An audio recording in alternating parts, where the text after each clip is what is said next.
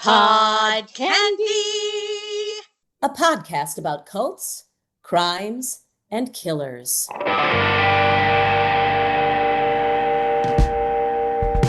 Today we're looking at the case of Keith Hunter Jespersen, better known as the Happy Face Killer. Jespersen was a long-haul truck driver who murdered at least 8 women between 1990 and 1995. He got the nickname because he signed letters to police and media with a hand-drawn smiley face. His first known victim was Tanya Bennett in Oregon. Another couple falsely confessed to her murder, which frustrated Jespersen enough to start writing anonymous confessions, first on bathroom walls, then in letters. Those letters revealed specific details only the killer would know. He wanted to take credit and control the narrative. That need for recognition was a major part of his psychology. His job made him hard to trace. He traveled constantly, and many of his victims were women living on the margins, often not identified for years. Jespersen was arrested in 1995 after confessing to the murder of his girlfriend. He eventually admitted to several more killings and is serving multiple life sentences. It's a disturbing case, not just because of the violence, but because of how long he operated before being caught.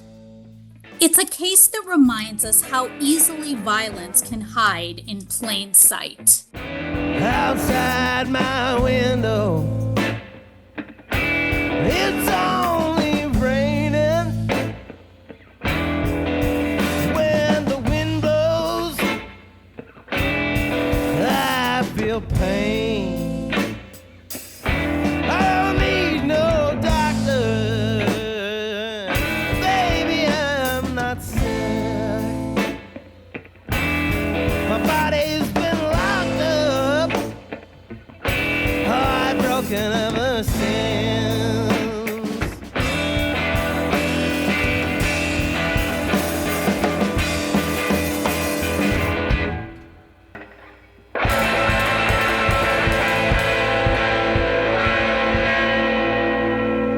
Can I just say something?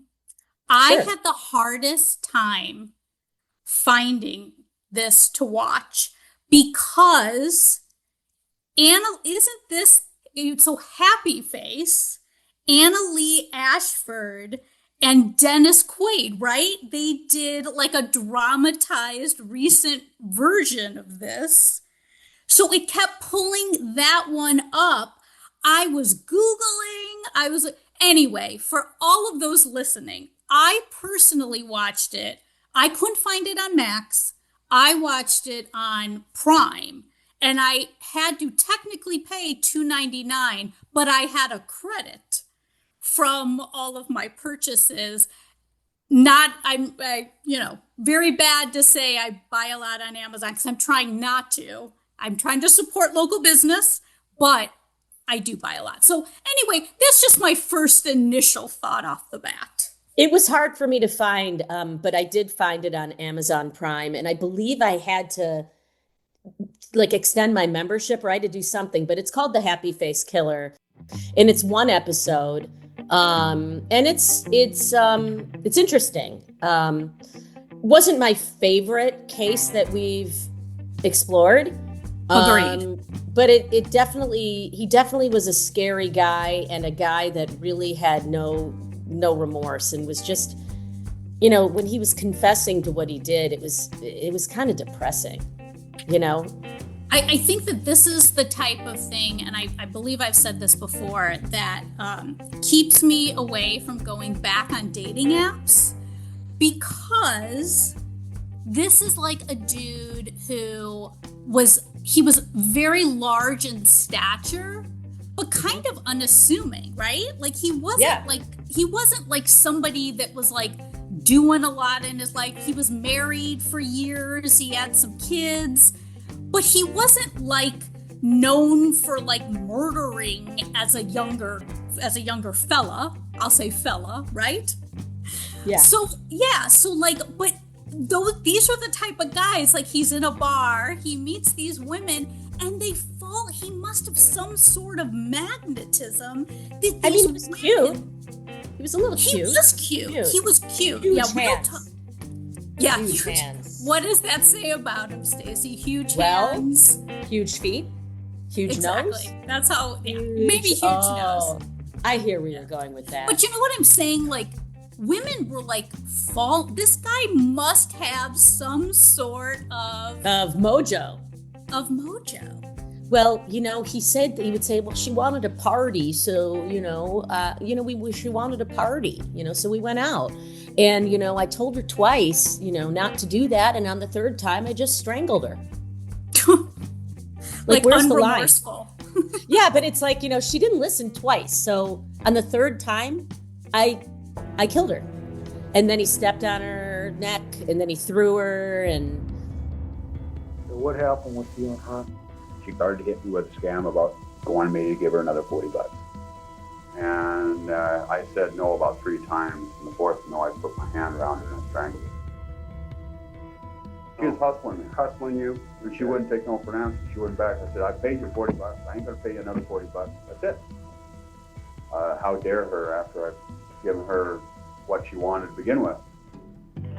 The thing that was about this case that was also kind of depressing was that they really, even though this guy was confessing to all this stuff and showing them the place where he threw the body and all that, it still felt like they couldn't really pin it on him fully. It was really hard for them to gather enough actual evidence to convict this guy. And they're also, I think there's 5 known victims that, 4 or 5. I know he's serving 4 consecutive life sentences. And I asked a lawyer friend about that. And he said, usually each sentence is for each person, each victim or each family. So let's say 4 people were positively identified, but there's still some that haven't been identified. There's some Jane Does out there. And that's really sad to me.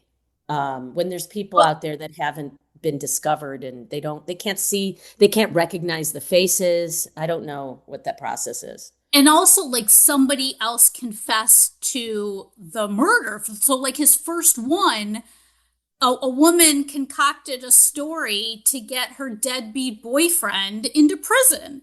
So that's a complicated issue as well. But I didn't get the sense, and again, like you, I was into it, but I wasn't like enthralled like I am some of these other cases that I've watched before. Mm-hmm. But I didn't get the sense that I know he had a father who was very, hard on him, but I didn't get the sense that he was killing in his early years. And I think this is a question for the doctor. What clicks in somebody to suddenly start murdering? Because everybody kept saying, well, he's a nice guy. He's, from the town, how they talk to people who knew him. And it usually is like this. I mean, maybe he had a psychotic break. Maybe there was something, but it's weird. It kind of happened. Like the first one happened. He was like, oh, okay. And then it happened again. It just feels not premeditated to me. It doesn't feel like a serial killer premeditated, although it is a serial killer, I suppose. But I don't know how confident he was in what he was, let me pick up, Ted Bundy, I feel was very calculated and Gacy. Yeah, at the end there was some messiness, but for the most part it was very calculated and motivated. In this case, it feels like it was sort of like, well, maybe I'll kill her or maybe I'll fuck her, Kind of like it fell into his hands. He never did anything like this to his wife at all. And he was married and I was waiting. Years. Yeah. Yeah, I was waiting for that with those 2 adorable kids that he had. I haven't done any research on the wife. Have you looked up to see what she's up to these days? No, I haven't. They didn't do a follow-up on her. I think that was one of the issues. I wanted to kind of find out a little bit more about the childhood. They kind of nonchalantly at the end talked about his father and maybe that kind of, made him who he is today. But he didn't do anything with it. It's like it fell into his lap at the bar when he first murdered the woman. And then I got away with it. So you know what? And it's almost like women started pissing him off more and more. So he just started murdering. Oh, okay, I'm getting away with this one, getting away with the next. I'm just going to keep like murdering these women. You may not understand, maybe you will. I've killed too many people, and it got to a point where I just didn't care. And no matter what the argument would be, I mean, it was a lot easier just to end it real quick. And that's what happened. I completely agree. That was a sad story about one of the victim, and I'm forgetting her name right now. Her son, who spoke out a little bit and said if he had had a gun, he would have gone into the courtroom and shot Keith and himself. And he's like, but then this is very simplistic what he said. He's like, well, then he would have won. Obviously, he didn't do that. But this caused a lot. Julie, yeah, her name was Julie. This caused a lot of pain for a lot of families, and it also felt like Keith was trying to, get his, as they said in the documentary, 15 minutes of fame. He's writing this on the bathroom walls. He's tempting people, and it's interesting when something is that obvious. And it reminds me a little bit of Patrick Bateman in American Psycho. It's like, I'm the killer. Oh no, you're not. It's like that, like, no, I love that like whole storyline of like him trying to confess and having people be like, no, we don't think no, Paul's living in London, this guy's trying to confess with the smiley face. And yet the confession from the guy it was still not solid proof. They did a handwriting analysis later, but you know what I mean? It's like, that's not solid proof, but what kind of person does it take to also want to kind of confess? Like, I don't even know if he was trying to confess. He sounded just like messy. I mean, I honestly think we should bring Dr. John in. Yeah, I think it's time. I think it's time because a lot of these, we have so many questions about this, and this was Dr. John's suggestion to watch this, to watch this one. So let's. Drum roll, please. Let's bring in the doctor. The doctor is in. Yeah, here he is. Well, thank you. I'm opening the door from the green room and have been anxious, in particular, with this episode to come in because I so echo, Dori, what you're saying about, this is kind of mundane in a way. And I don't know if I was enthralled. I think, audience, be enthralled, because this is the type of killers that are out there.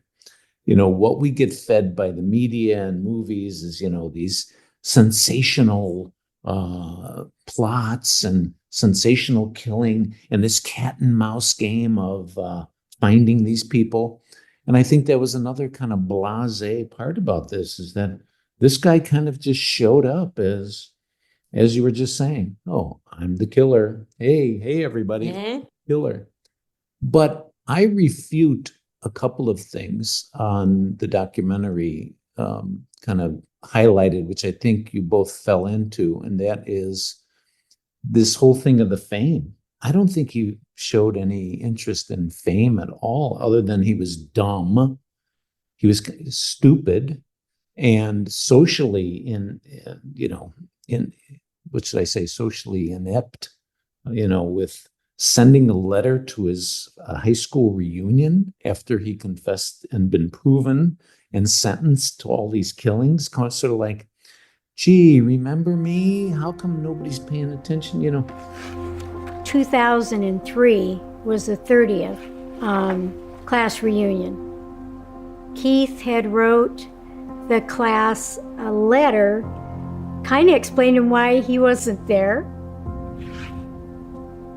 I'm sorry I will not be able to make it there for the reunion. I'm sort of in a prior engagement. Since my incarceration for being a bad boy, many of my friends have deserted me. Something about being associated with me turns them off. It was just strange to read this letter from somebody that had done what he had done. You just killed 8 women over the years, and it's like matter of fact, it's all about me. And it's not. It's about the victims and the victim's family and what they got to live with all their life. It wasn't for fame as much. I have a theory about it, which I'll get to, but so stay tuned, everyone. But I do want to also address one of the disappointments I had with the documentary, and you both echoed this, is that I wanted more about the wife. Why didn't they interview the wife? I think that was the low-hanging fruit here. You know, like she could have told us a lot about this guy. There was just almost a sentence of, yeah, he started to turn weird. And then they didn't say anything else about it. Well, weird how? You know, he was weird from the beginning. And what was your attraction to him? And tell us more about him, et cetera, et cetera. And his mother and father.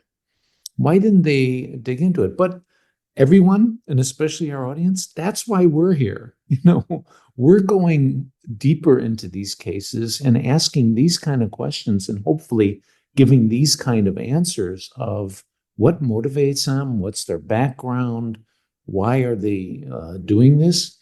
And that's what I think is intriguing about this case, is that the vast majority of killers out there are very much like our dear Keith here, Jespersen.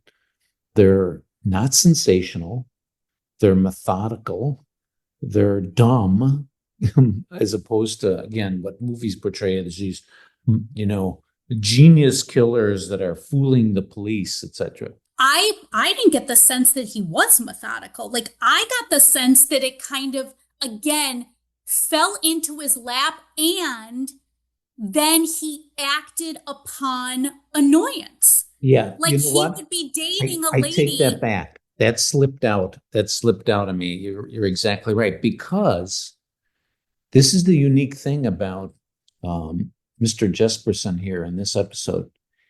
These women all triggered something in him. Triggered something. If you look at the killings, like the one, I wrote it down here. Someone said something about don't do this, or you know, I don't want to do it, or the one with she wanted $40 more. She was clearly a prostitute. And that triggered something. And each murder triggered something which he acted upon. So you're exactly right. And I take that back. It was not methodical. It was very spontaneous. And that was the other thing about, you know, this case, which I think is important and maybe different from a lot of the killers and serial killers and mass murderers we talk about, is he wasn't a hunter. He wasn't hunting to kill, as like Ed Gein or someone like that. It just kind of came upon him, you know, and most of the time it was a sexual interaction, again, showing his social inept. You know, he was in these sexual situations and then something went terribly wrong. And often it was a little thing. And I'll look up what I wrote down, the quote from this one, I think it was from Tanya. It said something, a key phrase. And oh, she said, come on, can you just get it over with? And boom, he blew up.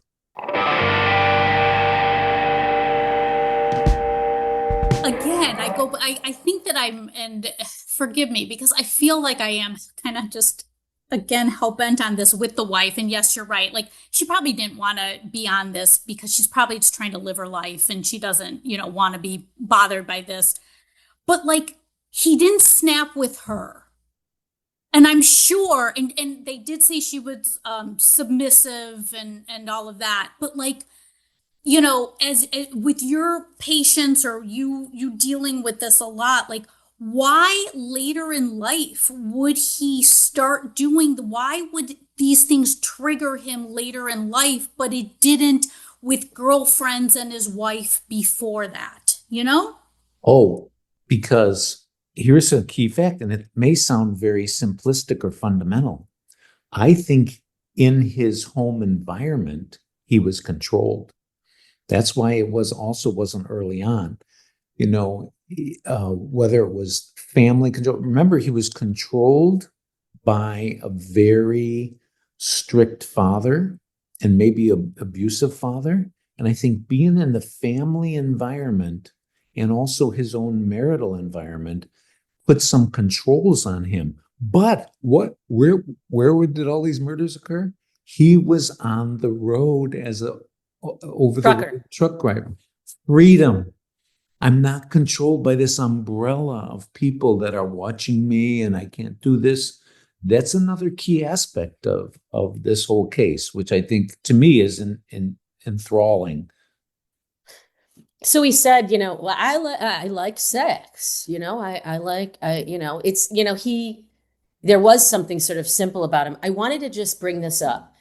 First of all, I watched a movie recently where a rapist was said to the woman, "Stop being such a prick tease," because she asked him something, and it angered him because she rejected him. And so I feel that there's a common thread with rapists and killers where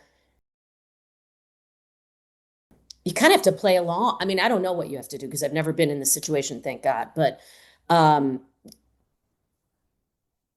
these people get angry and you can't control them, So it just reminded me of that movie because he said that phrase a couple times to different women, and that kind of phrase is always, it's helped me, John. It's like, one of those insulting things that puts a woman in her place or puts her down or makes her feel vulnerable. Right. And that's what I was talking about, the triggers. I don't know if it was Yeah. the same kind of trigger each time. It was it was probably a different kind. With each woman that he killed. But there was this moment of, that gets back to Dori's comment at the beginning of our podcast here. What turned it on? What switch happened? And the switch, Right. a trigger statement. And by the way, we all have that. We all have that in our brain, that something will just trigger something going, oh, I don't like that. It could be something very innocuous for most people, like, I don't want to hear that. Or, oh, really? You don't like this about me? Or I did this? Oh, ooh. But most of us control that. This guy, boom, that was it. And I think the other thing we're dealing with, he was a huge man, as you both said. Huge. 6'7", almost 6'8", huge hands. And, that power. But power, I want to say another thing, which is, I think, important for our audience, and that is about how the police reacted to this. And again, why they need us is because the police were really wrong. The police were, saying, well, he felt he got a kick out of the power. No, he didn't get a kick out of the power. My analysis is that it wasn't about power. It was this just totally, ineptness of him. And again, this triggering. I do have some thoughts on a diagnosis for this guy, which I'll get to if you ask me. But Oh, John, again, what other is the questions? diagnosis? No, well, going back to what I said, it's like he was messy. Like he just didn't really, it wasn't planned. It was just stupid. It was like, Yeah. Can I mention one thing? When we were talking about the family or the wife, I found an article from ABC News, Happy Face Killer's daughter, Melissa Moore, on moving forward, uniting with other family members of serial killers. She's absolutely beautiful, like beautiful woman. That's the movie. That's the movie that just came out, is about the daughter. The daughter and knowing, confronting the father and realizing he is the happy face killer. There he is. He's not bad looking. He's not bad looking. I thought he was a good-looking man. Speaking of good-looking, thank you, Dr. John. Thank you exactly. Dr. Yes, we think he's hot. What about this Ed Gein that they're doing in that series? He's too good-looking. Like, the guy's hot. Ed Gein Charlie. What's up with that? I'm sorry, I didn't mean to. Yeah, but we're throwing it back, everybody. But I will say, Dori did say Ed Gein was cute, which kind of startled me. Well, he was cute, but he wasn't hot. He wasn't hot, and not as the killer, and as the killer. But back in the day, they showed one photo over and over and over again in that documentary, and I'm like, you know what? Bangable. Bangable. Yeah. But where were we at Jespersen, before not we my went type. off on that tangent of that game? I was just talking about Melissa Moore, and she's 36 and has kids of her own, and she's sort of dealing with, the repercussions of having a serial killer father and sort of being, not knowing what was going on growing up and learning later, all that. I didn't read the whole thing. I skimmed it just so I could mention it. But that leads me to, you both talked about that Laverne and John, I can't pronounce his last name, John S., that confessed to the murders. And what a bizarre situation that was. Laverne, the Laverne, to get back at this 18 year younger than her boyfriend. And so she frames him for the Happy Face murders. I think that's bizarre, but she ends up in prison as well, sort of like, gotcha. She was happy about it. Her daughter was like, she was happy that she was protected. Yeah. So that the boyfriend couldn't hurt her anymore. Wow. That was an interesting twist to this whole thing. A phone call was placed anonymously to the sheriff's office in Portland. A person by the name of John Sosnowski apparently was involved with the murder of the person found in the Columbia Gorge. This phone call was from Laverne Pavlinac, John Sosnowski's live-in roommate. Are you aware the conversation is being recorded? Yes. Okay. She said that on a Sunday night, John had asked her to pick him up from a local drinking establishment called JB's Lounge. You pulled into the lot. What did you see? I seen John chatting with a young lady. The girl was laying on the ground, and she rolled down the window and says, "Is she sick or what?" And John says, "No, it's worse than that. She's dead." John was responsible for Tanya's death. This is what she told us. And then the other thing I thought was, I don't know how both of you reacted to this. I'm curious. They showed Laverne getting out of prison, and everybody's happy and hugging her and all this. And I don't know, something hit me strange about that. If you're a relative who gets out of prison after X number of years or decades and coming out of jail, it just seems so loving and embracing. I don't know, maybe that says something about me. I think I'd be a little more standoffish. Wait a second. I think we need to dissect. I think, Stacey, we need to be the doctors.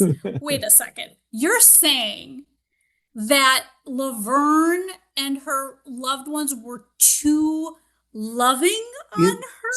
Or that Laverne was too hugging with them? Whereas if you, John, got out of prison, you would be like, whoop, to your wife and to your kids. Hey, pause off, everybody. I just got out of prison. I want some time alone. I need some time to myself. Yeah, I think I would. I think I'd be a little shy and like, am I really accepted here? But you came out of prison bursting out and everybody's hugging and kissing her. Yeah, interesting. I'm not sure how I feel about that. I'm sort of on the fence. I mean, maybe she smelled bad. I don't know. Yeah, right. I don't know. Could have been. But my family would be very happy to see me and my friends, and I would be very happy as well. So the fact that both of you pondered this is actually shocking to me. I didn't really ponder it. Somebody, Dori, if you, now that I, know you and consider you a friend, I'll be there when you get out of prison, but I'm not going to hug you. I'm not going to be hugging you real tight. I'm sorry. I'll make sure. Okay. I'll totally cool. I get it. And I appreciate both of you being there, but not touching me. So I actually think I would hug you. So don't put me in the same camp as John. I'd only hug you if you reach out, but I think I'd stand, with my hands to the side, kind of like. You would go. She would go like this. I almost feel like we should try.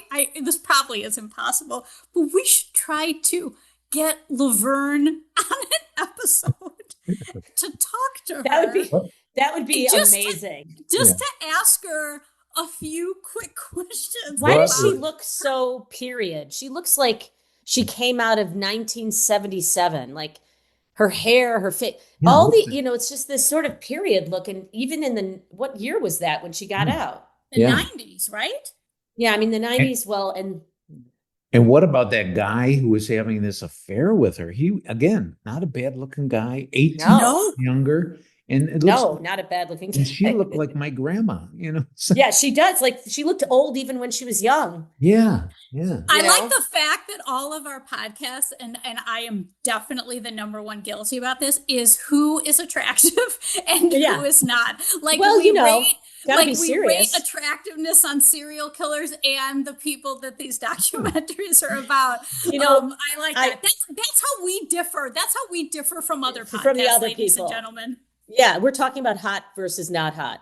But you know, actually, I just thought of something from it that when the mother saw the pictures of her daughter's clothing on TV and the jeans and the shirt with the flower, I felt so bad for her. Yeah. You know what I mean? You know, she even thought, I think this was Tanya, I believe. Was this Tanya? Yes. Okay. So, and Tanya had a sister as well that they interviewed, right? I Yes. just want to make sure I'm on the same Yes. page. But, you know, when she said it broke her heart. And she said she also had this feeling about her before she went out that night because she had talked to her or something. It just made me sad, you know, to see your kids' clothing. I mean, I don't know what I would do if I saw that. That would be, And would she be knew. horrible. And she had to remember a blemish on her skin. So anyway, John. And I think that's one of the, we like to really give messages in our podcast here. And I think that's one of the social messages to give, this whole idea of women going out there and hooking up casually with strangers. And this might be some kind of romantic sexual fantasy that people have, but how dangerous it is to just be hooking up with somebody that you don't know. And, please teach your children not to be going out there and doing this. And, it wasn't like Tanya was totally drunk and not in control of herself. She willingly put herself in this situation. I mean, the Keith Jespersen said, as soon as Tanya saw him, she kind of ran up to him and hugged him, a stranger, So I think that's a warning that we have to give people, is that this is a dangerous situation. These whole bars. Warning. It's a warning, but it's our society. Like people go to bar, like it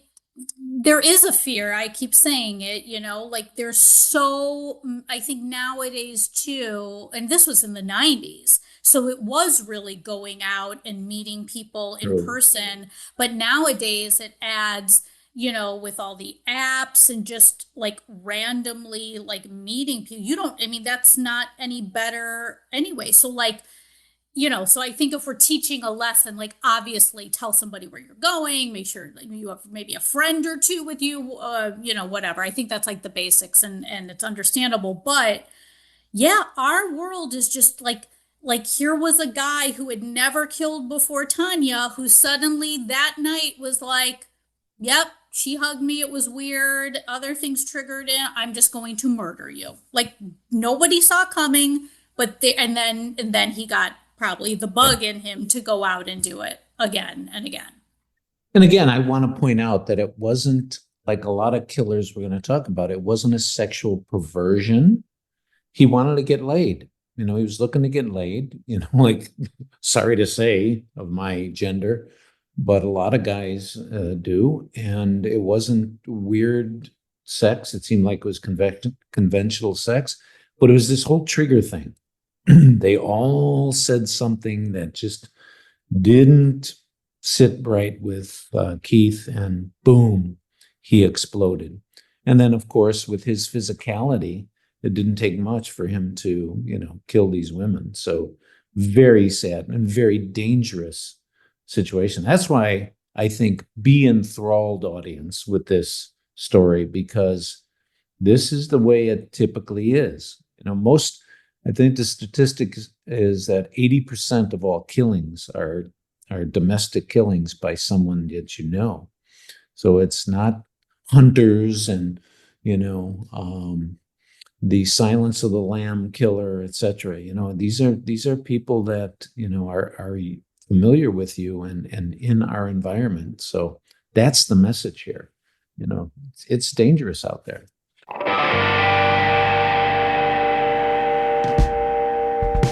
What made me like when he talked about the smiley face is like, well, I just made 2 eyes and a crescent smile. Just like the way he said it, I was like, who says that? Yeah. And that's why? That's there again why Dori said Why? at the beginning it was so hard to watch is because there was this mundaneness to him. It was like, yeah, okay, this way. And it goes to his, mental state, which, drum roll, let me talk about a diagnosis. I don't know if I'm going to do this on every episode because, it's on the borderline of not correct for me to give diagnosis on the media, but my analysis of him is that he's a schizoid personality, and that's a very interesting kind of mental disorder. They really have very little affect. They don't feel sorry for people. They have a hard time recognizing their own emotions, let alone someone else's emotion. And this guy fits exactly that pattern, and socially ignorant, not picking up social cues. And again, I go back to John, I think you could hear that. No, I think you could hear that during the tapes, right? Like with the police and just how like nonchalant he is about talking about things. There's no emotion, there's no remorse, there's no nothing. It's just kind of like ho ho ho, like Stacey keeps doing the ho ho ho, like here I. But he's just like, oh yeah, and then she wanted me, so of course I'm gonna have sex with her, and then she did. Like he's just talking like he's talking about the weather. Right. 2 eyes and a crescent smile. Yeah. And I just put that on the wall. Yeah. Yeah, exactly. I am the killer. I saw her jeans were, he ripped the front of her jeans. I have seen paper clippings which told me that 2 people were being investigated for murder of Tanya Bennett.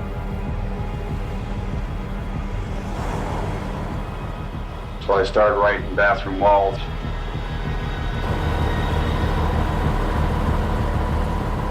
I scrawled out on the wall that I killed Tanya Bennett in January 1990.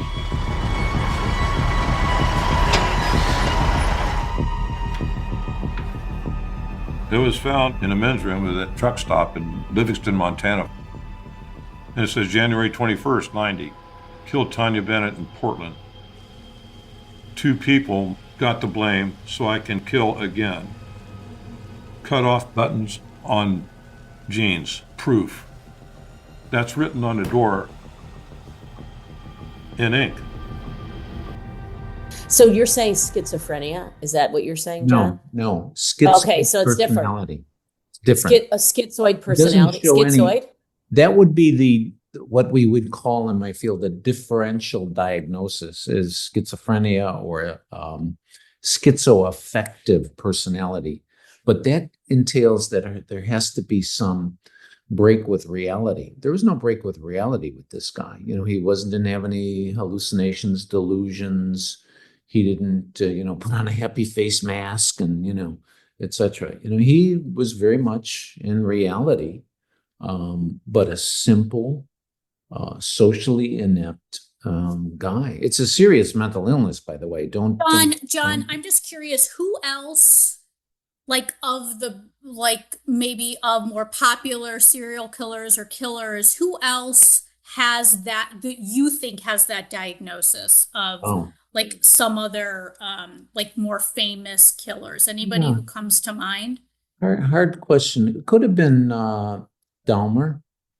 Could have been Dahmer have that as one of the diagnoses that he could be characterized with. Just kind of He had a similar bumbling sort of, Yeah. well, we went to the bar and he wanted a few Picked up a beers and guy, then I ate his heart. Yeah, right. It was Yeah. like sort of really simple, and he ate a TV dinner with his grandma. Yeah. I And wanted to, then he killed. one of the statements I remember from the Dahmer cases, I just wanted, to be so close to them that I wanted to ingest them, and eat them, It's like, well, yeah, da-da. And Jespersen has that same kind of quality. So that would be one, I would say, Dori, that I could probably say it's at least one of his diets. One problem. Yeah. Yeah. At least one of his problems. So interesting. How old is he now? Like, did we figure that out? How old? Good question. Because he's still in prison, sir. He's still alive. Yeah, I think so. And I don't think they ever gave an age stamp. I think our resident Googler, Stacey, is on it right now. She loves to look up facts. We'll have that actual age in just a few seconds. I can't see that, Stacey. Can you tell us, please? He is, drumroll, 70 years old. Wow. Young. He was born, Still he young. was born in 55, April 6th, 55. Yeah. And he's, Canadian American serial killer known as the Happy Fist Killer. And yeah, there he is. Yeah. To me, that's still young. Yeah, he's young. It's like my mom. Not my mom's age. It's not true. Yeah, sorry, Mom. Like your mom's not going to be saying that on no. Well, my mom's public older. airways here. Yes.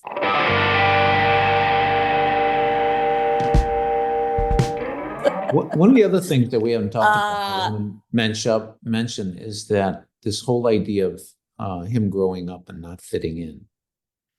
And I think that's a sad aspect of this. And again, another lesson for the audience. Here's this big oaf of a guy, all his whole life as a kid. He was probably the biggest kid in the class and kind of, and again, as we're characterizing him, not that bright,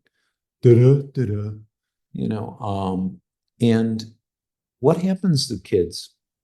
They get, singled out, teased, they get rejected. You're not part of the in-group. And that's another part of this guy's story that I think is so sad. Not that it contributed necessarily to his killings, but look what happens to kids when you stand out or something different about you. And they said like he wasn't popular. He wasn't, even though of his height, he didn't play basketball. He wasn't, so like he wasn't in the quote unquote in crowd. And bullying to children is one of the worst things that you can do. And a lot of these killers have been known to have been bullied as kids. Absolutely. And does it start with them? I mean, does it start because there is something inherently wrong with them and then or is it that people just pick on them and then it develops? I mean, because I don't think everybody that gets bullied, I was bullied very severely. And as far as I know, I think I was bullied.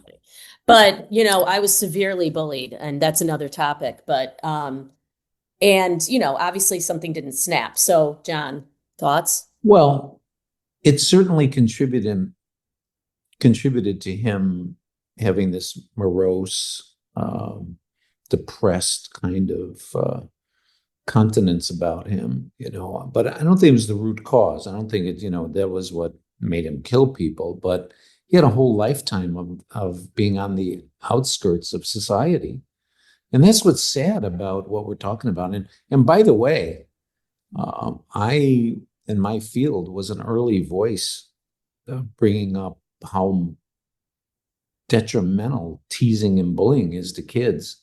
And I'll tell you, 25, 30 years ago, I'm dating myself, but, people would be poo-pooing me. I'd be giving parent lectures and lectures in the community and going, teasing and bullying, this is what we see in kids, and this is the danger.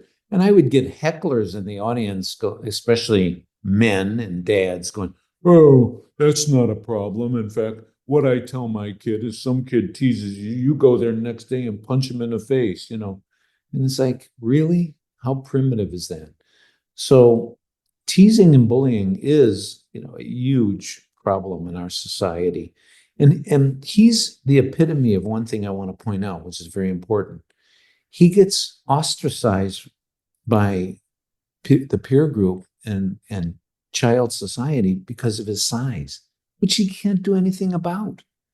And kids get ostracized for having a big nose, or when you're a child, for a while your ears might be sticking out and you look kind of funny, until you grow into your adult face, etc.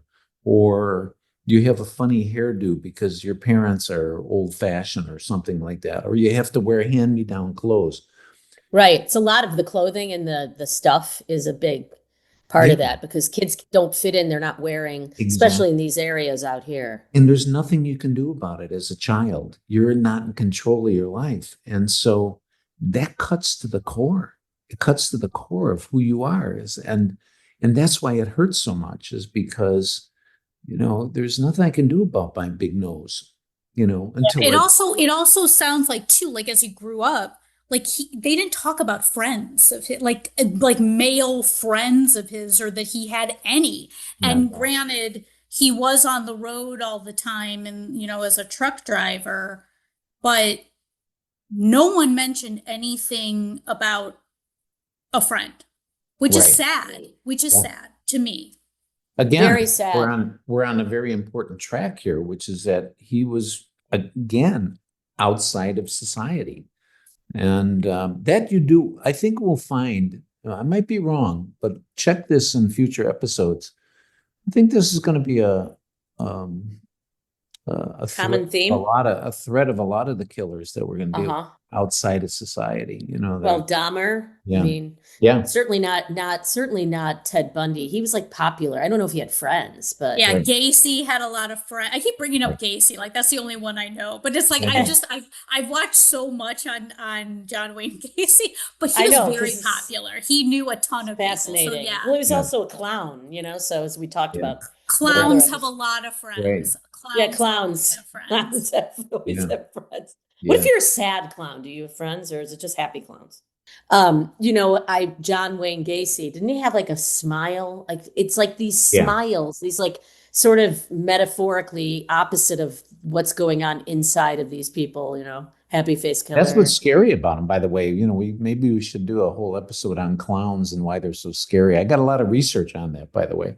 Really? Yeah. Ringling Brothers, Barnum and Bailey Circus. Is that your research, John? Well, I did.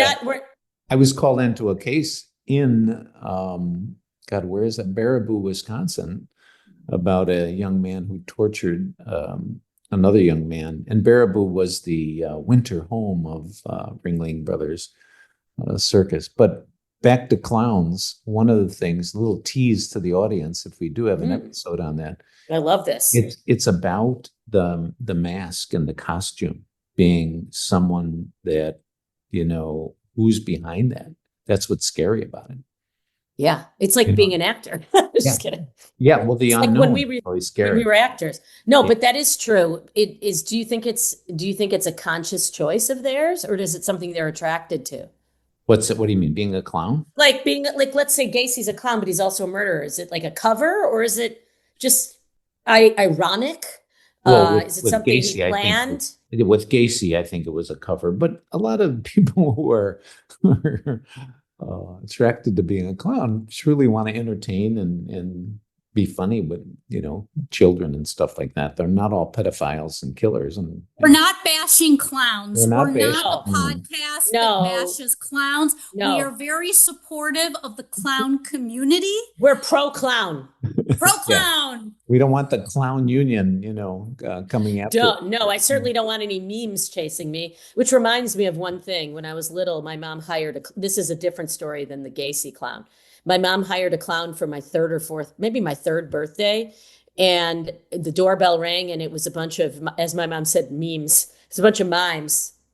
And my mom told them to go home. The clown wasn't available. They sent a bunch of mimes, and all the kids started screaming. So I didn't have a clown or a meme. Yeah. But no, we're not against clowns here. I definitely think we're veering off track in this. No, it's fine. It happens. I mean, bring us back to reality here, Dori.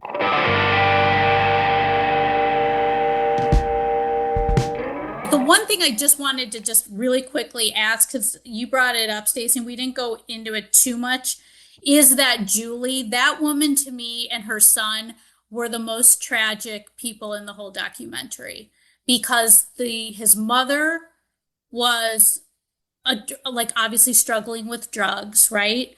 And then she gets involved with him. Like they were boyfriend, girlfriend, right? She and Keith were dating each other. He said that he'd been friends with Julie for a while and they hooked back up, I think a week and a half, 2 weeks before. I wanted to get off the road. I don't want to drive truck all my life. She wanted to go tell her mom that we were getting married. So it was your understanding at that point that you guys were going to settle down, get together, and maybe get a house? I didn't think at that time. I was really thinking about whether it would really actually work. But I was thinking, I'll get laid. It became clear to me that Keith Jespersen is all about Keith Jespersen. And then he kills her, and that son was the most tragic person in the whole documentary to me. They told me they had found my mom dead on the side of the Highway 14 up in the Columbia River Gorge. Started to walk home, collapsed in the middle of the street.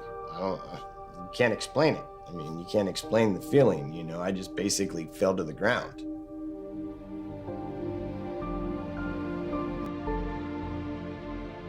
I show up to the coroner's office, and my mom was laying on a metal slab table with a white sheet up to her chest and a bruise from cheek to cheek as dark as this table, brush marks on the side of her face.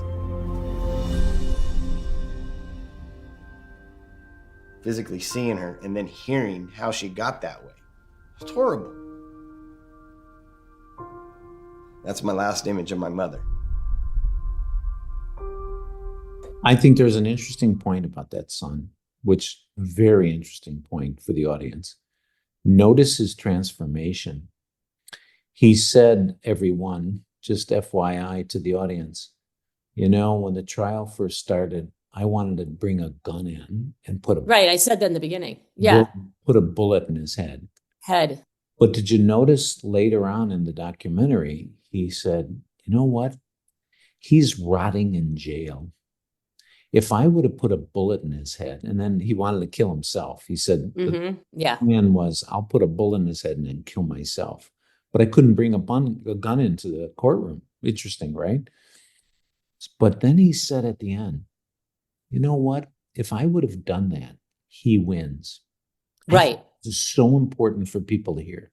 He wins. It's like getting revenge against somebody who does something wrong to you. You know, if you know, fight fire with fire, the person wins. I think Stacey did bring this all up in the beginning, and I was listening, Stacey, but I think because you said it and I've been thinking about it throughout the whole time that we've been talking, it just makes me like he's the one that I would want to root for the most out of everybody. But let me finish my transition that he took, which is that at the end he said, you know what? He's rotting in jail, and that's the ultimate, you know, punishment. He's just suffering. And I thought that was, you know, interesting transition for a person to take, you know, from I'm going to shoot him in the head to, you know, let him rot. The feeling of wanting to do something versus doing something are two different things. And the healthy person has a feeling and then knows that they shouldn't do it and they can reconcile it maybe sometime. But there's other people who, I mean, but I don't know what I would have felt if it was my child or something. I mean, I don't know how I would think you would feel, that. you know, you'd like to kill that person, you know. Yeah. But I thought, and I thought that was very admirable of that son to say, you know, I've got over that and let him rot. Yeah. Even more. Let him rot. That's even more. Exactly. Fun. I think with this documentary, watching this one, I am much more interested in everybody else than of Jespersen. Like, I really don't, like, I really have no desire to look him up, and like, I'm not like fascinated by him. I was much more fascinated by those who spoke about him and who were affected by him. I agree. And as you heard me say early on in our podcast here, is that I wish the documentary would have taken a different twist, and we heard more from the wife, the parents, possible friends. But yeah, you're right. I wanted to know more about that. Again, why we're doing this podcast, because so many of these media presentations of these people, these killers and cults and multi-level marketing people, what's the why behind it, and what's behind them, and let's talk about this. That to me is the most interesting thing about all of these things. You're right. I don't want to know any more about Keith. He's pretty simple. No. Yeah, he's kind of boring.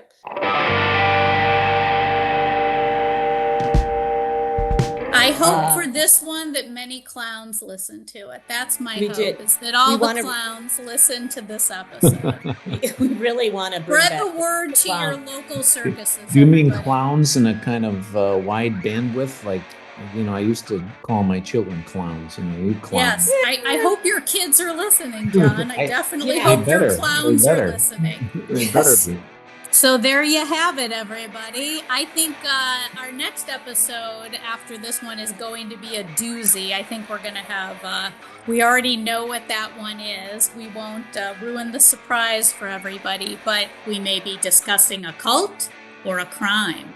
Our theme music is written and performed by Midnight Current, and you can hear more from them on SoundCloud. Please visit PodCandyPodcast.com to learn more about us and listen to all of our episodes, or on Apple Podcasts, Spotify, or wherever you get your podcasts. Thanks so much. PodCandy!